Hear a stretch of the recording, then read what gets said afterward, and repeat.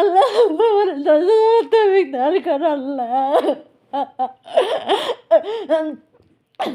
কিসের জন্য আল্লাহ? আমি কোন পাপ করছিলাম যে আমার জীবনটা এরকম হয়ে গেল?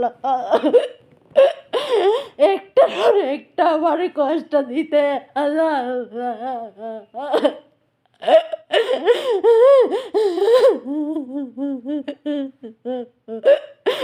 আল্লাহ কেন আমার জীবন ওই মানুষটাকে দিয়েছিল? আল্লাহ আমি কি ক্ষতি করছিলাম ওই মানুষটারে যে ওই মানুষটা আমার এত বড় ক্ষতি করলো, সর্বনাশ করলো।